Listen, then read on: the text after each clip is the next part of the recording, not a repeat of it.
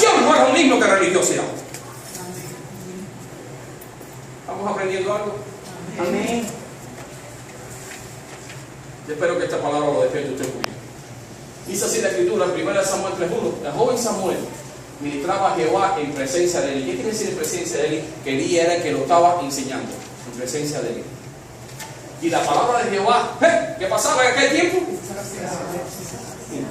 Voy a hacer una pregunta. ¿Escasea la palabra de Dios en tu vida? ¿Estás escaseando la palabra de Dios en tu vida? Sé sincero contigo mismo. Amén. ¿Escasea la palabra de Dios en tu vida? Dice que en aquel tiempo donde estaba el sacerdote, dice que escaseaba en aquellos días. La palabra de Jehová escaseaba en aquellos días. Y no había visión con... Pregúntate, si escasea la palabra de Dios y no hay visión en mi vida, ¿por qué está pasando esto? Porque acuérdate que el Señor Jesucristo dijo, de toda palabra, el hombre tiene que ser alimentado. ¿Te acuerdas cuando fue tentado por Satanás en la cumbre del monte? Que Satanás le dijo, haz esto, haz aquello, y él dijo, no, escrito está. Y él dijo, de toda palabra de Dios, el hombre tiene que ser alimentado. Pero si no escasea palabra de Dios en tu vida, no está siendo alimentado. ¿Usted está entendiendo la relación? Amén. Sigue diciendo. Y Samuel no había conocido, nótese, y Samuel no había conocido. ¿Sabe lo que quiere decir que Samuel no había conocido aún a Jehová? Quiere decir que Samuel no había tenido todavía un encuentro con Dios. No había tenido un encuentro con Dios. No había tenido un encuentro con Dios. Si tú no has tenido un encuentro con Dios, es lícito que tú tengas un encuentro con Dios. Es lícito que tú conozcas a Dios. Y que ya no solamente lo oigas de oída, sino que tú tengas una experiencia estrecha de tú a tú. Eso se llama relación. Porque hasta este momento Samuel hacía las cosas por obediencia, pero Dios no se las había revelado. ¿Usted me está entendiendo? ¿Sí o no?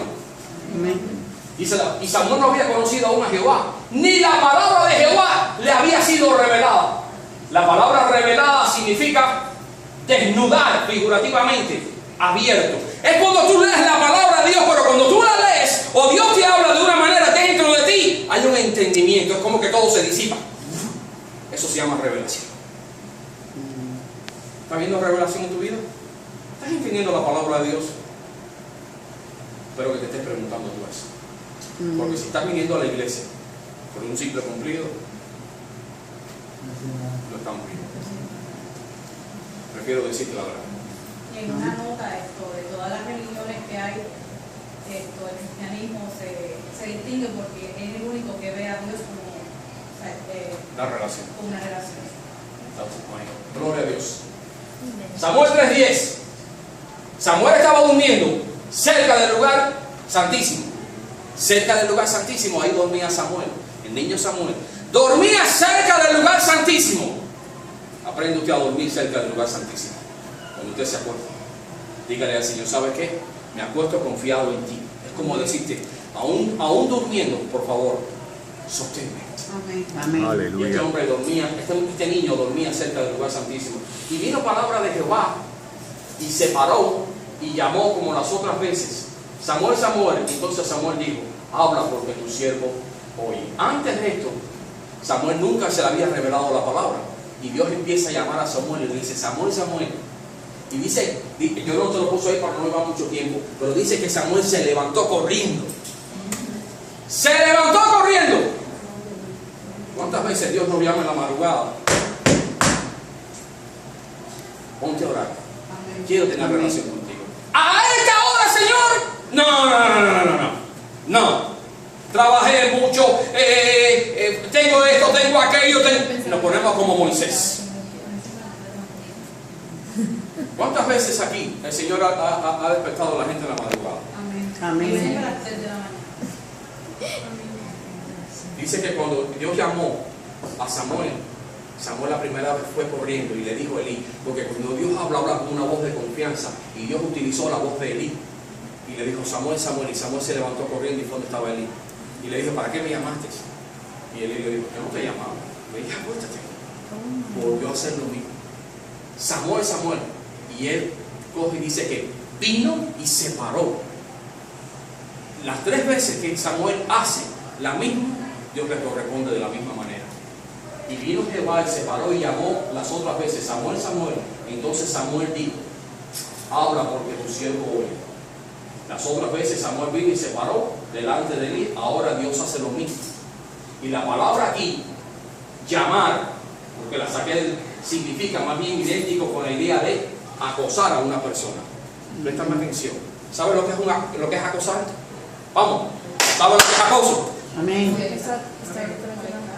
Es como que se arrinconen contra la pared y la persona dice que eso es lo que estaba haciendo Dios con Samuel.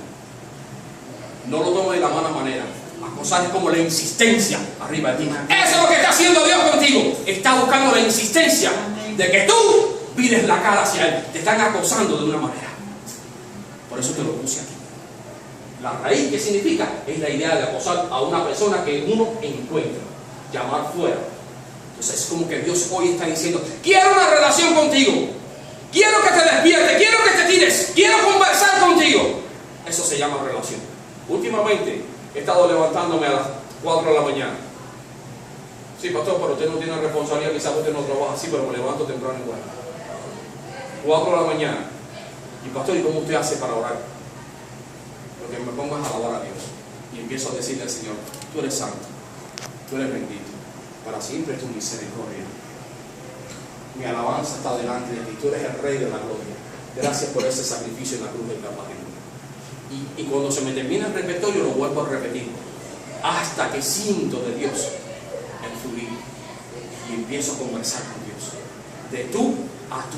No busco palabras lindas, porque Él discierne y conoce lo que hay en mi corazón. Pero sí le digo con toda sinceridad: tengo muchos problemas en mi vida, pero con todos los problemas yo quiero servirte. Si te sirvo para algo, aquí estoy. Eso se llama ser sincero con Dios. Ábrete y sé sincero con Dios. ¿Estamos hasta aquí? Gloria al nombre de Jesús. Aleluya.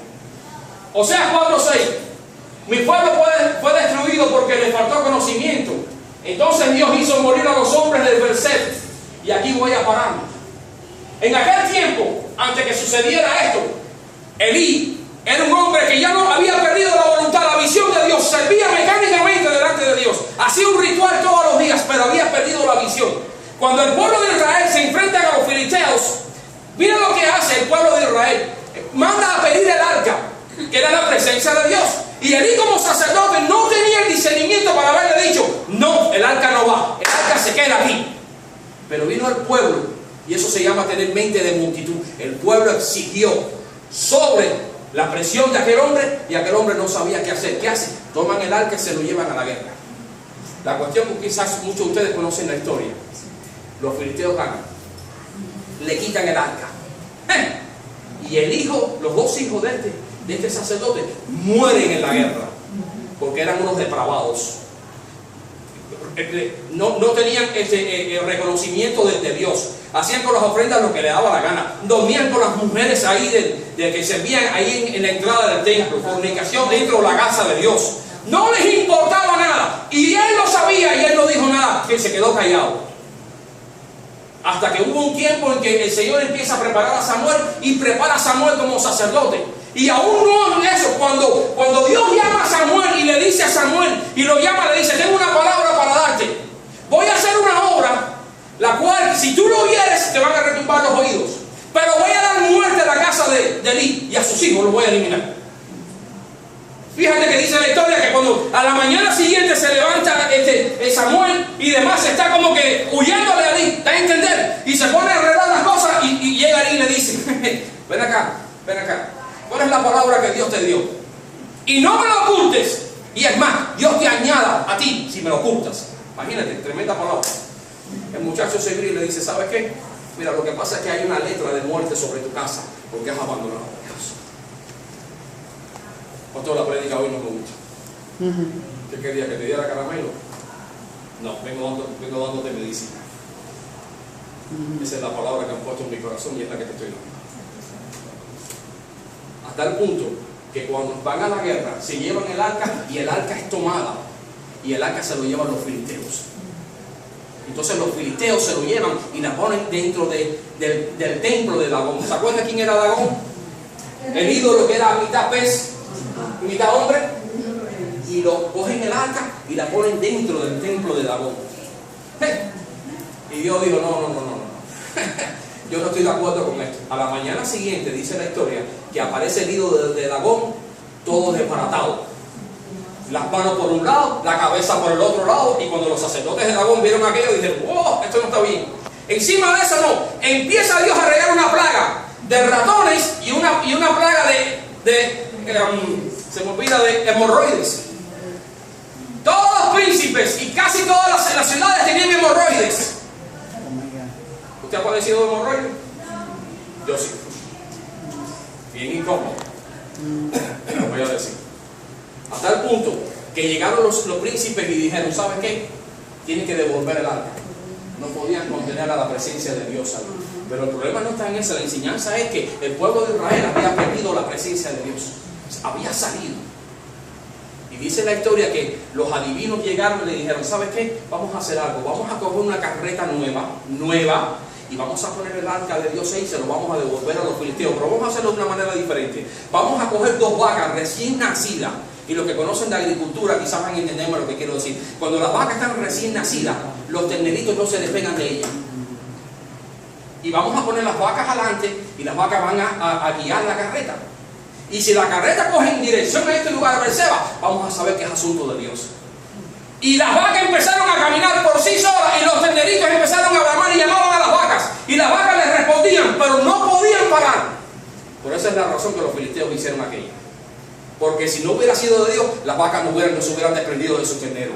Las vacas hubieran parado y hubieran mirado hacia atrás. ¿Está entendiendo usted la historia? Amén. Por eso es que los filisteos hicieron aquello. Entonces cuando llegaron, dice que entonces Dios hizo morir a los hombres. ¿Por qué? Porque cuando la carreta con la presencia de Dios se para en esta ciudad Bersemes, fíjate que anteriormente te están diciendo que escaseaba la palabra de Dios. Escaseaba la palabra de Dios, que no había enseñanza. Estos hombres eran tan ignorantes que lo que hicieron fueron que acogieron, levantaron el arca, la parte de arriba del arca y miraron hacia adentro. Mira la ignorancia que había. Fíjate si había desconocimiento de la palabra de Dios. Mira lo que hizo Dios. Entonces Dios hizo morir a los hombres de Berseba porque habían mirado dentro de él. Y el arca no se podía tocar. El arca no se podía tocar. Pastor, y por los levitas no se podía tocar. ¿Y cómo es que se trasladaba? Con unas varas. Se ponían unas varas y entre 4 levitas cargaban el arca. Pero el arca no podían tocar. ¿Está conmigo? ¿Usted me está entendiendo? Amén. Y aquella gente eran tan ignorantes que cogieron, tocaron el arca, no solamente destaparon la parte del provisitorio y empezaron a mirar hacia adentro. Dice la escritura, hizo morir del pueblo, ¿cuánto? 50. Mira qué ignorancia había en el pueblo. Por eso es que la escritura dice anteriormente que mi pueblo pereció porque le faltó desconocimiento. No solamente, el arca estaba llamado en un lugar llamado Silo. Silo es donde estaba el templo. Es donde estaba ahí Samuel con sus hijos enseñando la palabra. Es donde la historia de Ana sube con su esposo. Es de ahí donde Dios le da la promesa de Samuel, de que vendría Samuel.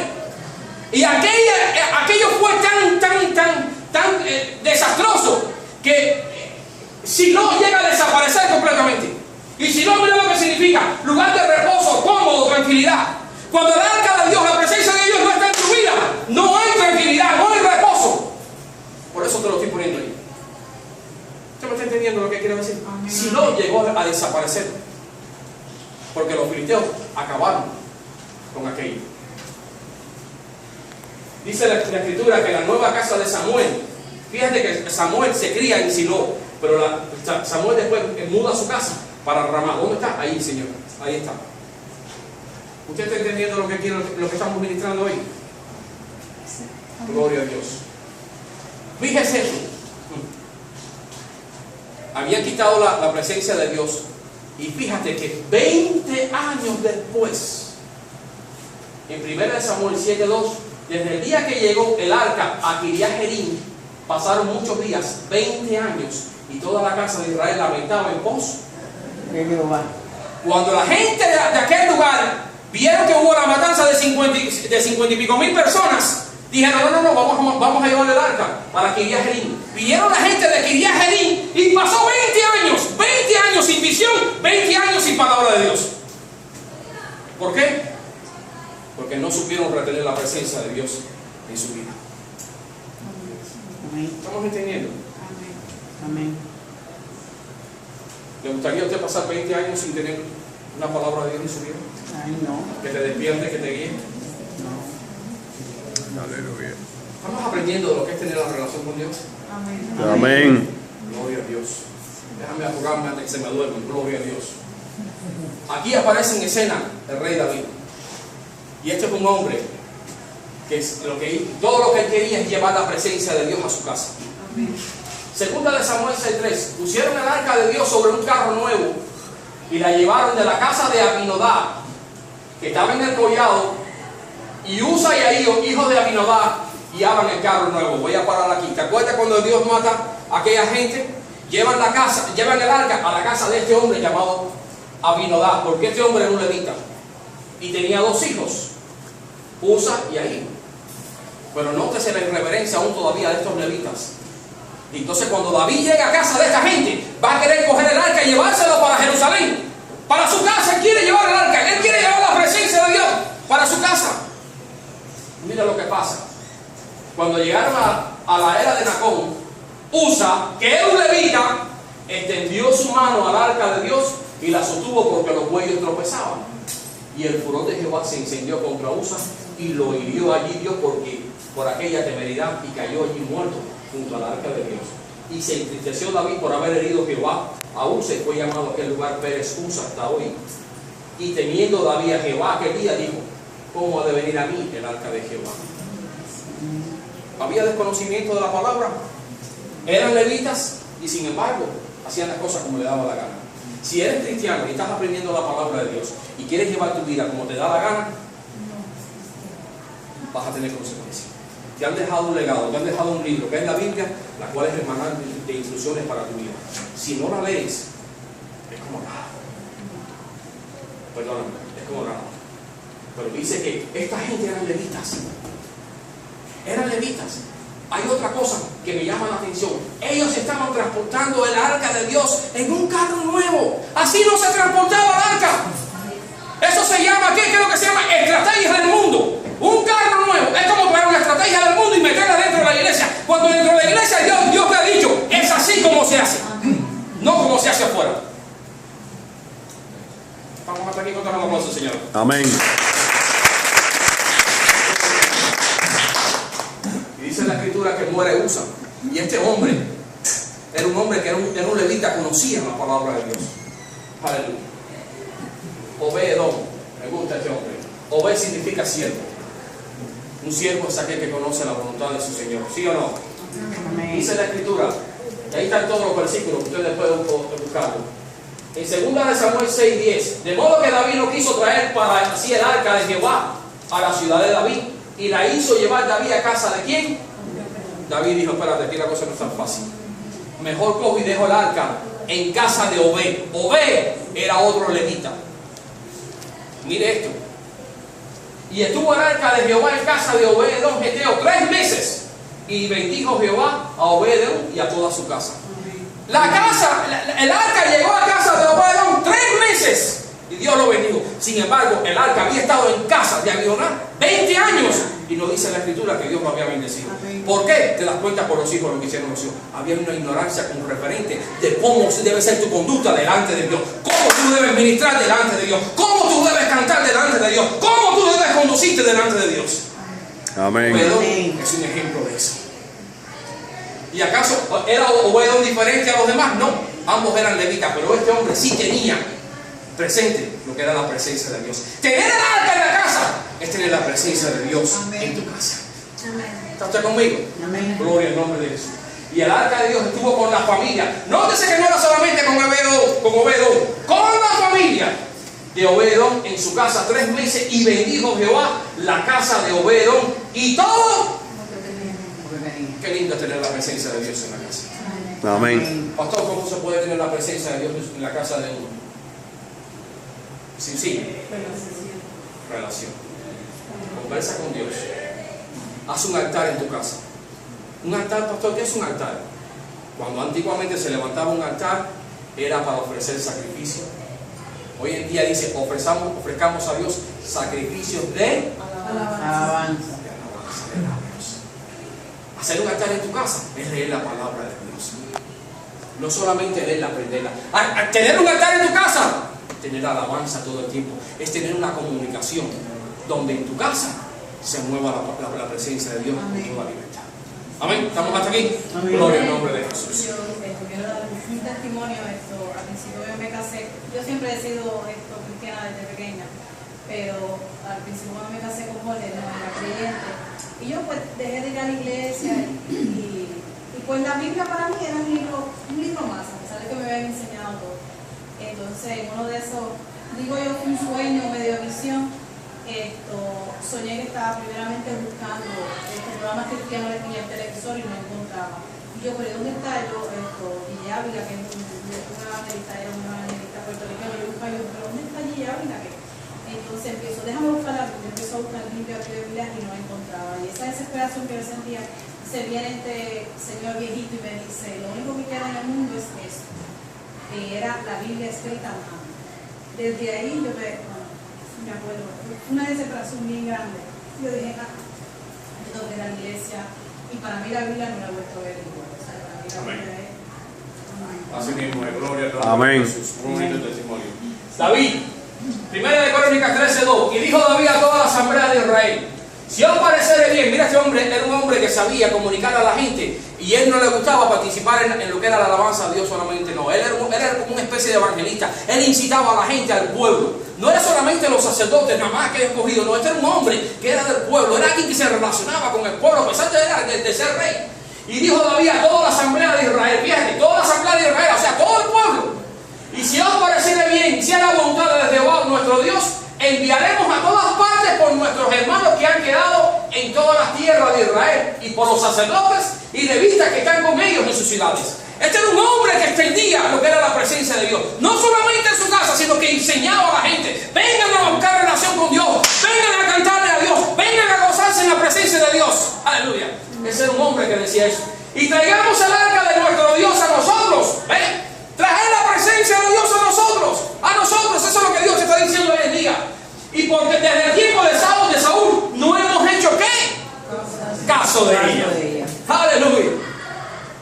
Otra vez la pregunta: ¿estás haciendo caso a la presencia de Dios?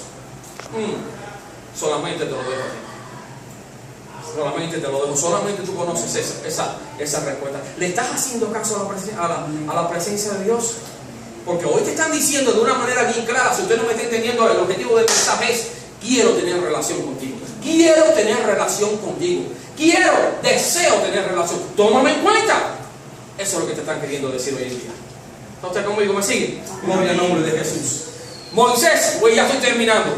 Hay varios círculos que en la historia de la vida de Moisés se llaman círculos de relación. Mira cómo empieza en el círculo más lejano de todos. Éxodo 19:10. Y Jehová dijo a Moisés: ve al pueblo y santifícalos hoy y mañana, y laven sus vestidos. Escúchame bien, no te puedes acercar a Dios si no entiendes lo que significa santificar y lavar sus vestidos. ¿Estamos hasta aquí? Si hay pecado en tu vida, si estás haciendo cosas que no le agradan a Dios, necesitas santificarte primero. ¿Cómo se hace eso, pastor? Señor, en el nombre de Jesús, te doy gracias por el sacrificio tuyo en la cruz del Calvario. Te ruego que tu sangre me lave. Mira, he estado haciendo esto. Amén. Es reconocer lo que has estado haciendo y que la sangre de Él te limpia de todo pecado. Amén. Amén. Aleluya. Gloria a Dios. ¿Quieres saber un mejor detergente para ti y para tu ropa? La sangre de Jesús. Amén. No hay mejor detergente que ese. Créeme. Sigue diciendo, Éxodo 19:11. Y estén preparados para el día tercero. Mira, en este círculo, ¿quién está incluido? Todo el pueblo. En ese círculo está incluido todo el pueblo. Y estén preparados para el día tercero, porque el tercer día Jehová descenderá a ojo de todo el pueblo sobre el monte Sinaí, y señalará los términos al pueblo en derredor, diciendo: guardaos, no subáis al monte ni toquéis sus límites, cualquiera que tocar el monte de seguro morirá. La palabra preparar significa establecer arreglar. Arréglate antes que te presentes ahí. Amén. ¿Estás conmigo? Amén. ¿Me estás entendiendo? Aplicar, santificar, raíz primaria, ser limpio, ceremonialmente, apartar, celebrar, consagrar, dedicar. Tú eres como un vaso para Dios. Cuando tú viniste y eres limpio por la sangre del Cordero, te apartaron. Ya no estás en el mundo, eres apartado, eres limpio, eres consagrado. Dios te está viendo así. Por lo tanto, te toca a ti, hasta cierto punto, venir y tratar de mantenerte en cuanto a confesiones de pecado que has cometido. ¿Usted me está entendiendo lo que quiero decir? Amén. Pero fíjate que en este círculo Dios manda llamar a todo el pueblo y Dios pone límites. ¿Por qué pone límites? Porque el pueblo no estaba preparado. Si no estás preparado, te van a poner límites. De aquí para allá todavía no estás listo para pasar. Amén. Pero eso no quiere decir que Dios no te está llamando para que tengas relación contigo. No, Dios te está llamando. Ten una relación conmigo. Pero para ir subiendo a niveles, necesitas estar preparado. Y lo vas a ver un poquito más adelante. Gloria a Dios. Aquí vemos que de todo el pueblo, Dios llama ahora a un grupo. Ya fíjate cómo se va desglosando el círculo. Y dijo Jehová a Moisés: sube ante Jehová tú y Aarón, y Nadab y Abiú, y 70 de los ancianos de Israel, y lo inclinaréis de lejos. Fíjate que aunque suban, esta gente se iban a inclinar de lejos. Pero ya pasaron un límite. Ahora subieron. ¿Me estás entendiendo? Gloria al nombre de Jesús. Entonces en la vida cristiana es así. Estás un poquito de lejos y te estás preparando. Mientras mantengas la relación con Dios, vas a subir y vas a estar entre los 70. ¿Estamos hasta aquí? ¿Me estás entendiendo? Amén. Y subieron Moisés y Aarón, Nadab y Abiú. Nadab y Abiú eran los hijos de Aarón. Nadab y Abiú eran hijos de Aarón. Pero estos dos, que a pesar de que eran sacerdotes y conocieron de la presencia de Dios y experimentaron, Dios los eliminó. ¿Sabes por qué? Porque dice la Escritura que ofrecieron sacrificios extraños delante de Dios. Se metieron a hacer un ministerio que Dios no lo había llamado a ellos todavía. ¿Pero por qué? Si eran gente que habían conocido la presencia de Dios, entonces no se habían consagrado realmente. Hay gente que tienen un amor hasta cierto punto con Dios, pero no se entregaron. A pesar de haber conocido la presencia de Dios, estos dos no tuvieron a Dios en cuenta 100%. Y vieron al Dios de Israel, y había debajo de sus pies como un embaldosado de zafiro semejante al cielo cuando está sereno. Mas no extendió su mano sobre, miren lo que dice, mas Dios no extendió su mano sobre los príncipes de los hijos de Israel, y vieron a Dios y comieron y bebieron. Del pueblo, aquellos que si buscan a Dios llegaron a un eslabón. Entre esos están los 70. Se le llaman 70 ancianos. Esto era lo que Dios puso, del espíritu de Moisés puso sobre ellos. Eran hombres que entendieron la visión que Dios le había puesto a Moisés. Eran los que empezaron a ayudar a Moisés en cuanto al gobierno. Eran hombres que bajaron con la misma pasión que tenía Moisés. ¿Por qué? Porque eran hombres que sí tenían un corazón dispuesto para con Dios. Te vas a dar un aplauso, Señor.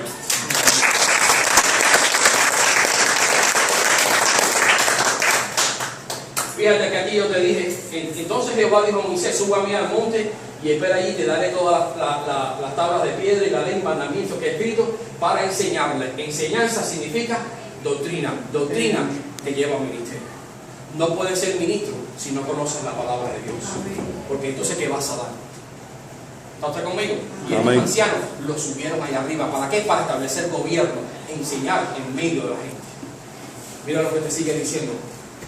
El tercer círculo, ¿quién es el que sube? Éxodo 24:13. Y se levantó Moisés con Josué, su servidor. Moisés con Josué, ¿quién? Su servidor. Eso es el cielo. Y Moisés subió al monte de Dios y dijo a los ancianos, y aquí los ancianos no subieron. Mira lo que le dicen a los ancianos: esperadnos aquí hasta que volvamos a vosotros. Y he aquí, Aarón y Hur están con vosotros. El que tiene asuntos, acuda con ellos. Tercer nivel. ¿Quién sube allá arriba? Moisés y Josué. Hur y los demás quedaron abajo. ¿Quién era Josué? Señores, si Josué cuando empezó la historia no era nadie. Josué sale del montón. La historia empieza con Moisés. con Aarón, con María, la hermana de ellos. Pero Josué no se mencionaba al principio, después que se empieza a destacar Josué y Caleb. Salen del montón. ¿Qué es lo que te están diciendo? Que tú y yo, que parezcamos del montón, hay un propósito de Dios con nuestras vidas. Si hay un corazón de relación con Dios, Dios tiene propósito contigo. Y el último círculo, mira lo que le dice el Señor. Entonces Moisés subió al monte y una nube lo cubrió. Y una nube cubrió el monte. Y la gloria de Jehová reposó sobre el monte Sinaí. Y la nube lo cubrió por 6 días. Y al 7º día llamó a Moisés del medio de la nube. Moisés no entró como Pedro por su casa. Tuvo que esperar 6 días para santificarse. Y en el 7º Dios le dijo: estás listo, ven, entra. Entrar a la presencia de Dios no es cuestión de relajo. Es cuestión de separarte, ayunar y buscar a Dios. Amén. ¿Estás entendiendo lo que quiero decirte? Moisés no llegó y dijo: ya aquí estoy, Señor. No, el Señor le dijo: espérate un momentito, muchacho. Eso no es así. Prepárate, acondiciónate para tratar contigo. ¿Usted está entendiendo? Todo el tiempo necesitamos prepararnos delante de Dios. ¿Qué es lo que te están diciendo? Prepárate, acondiciónate. Amén. Gloria a Dios. Dios te bendiga. Dale un aplauso, Señor.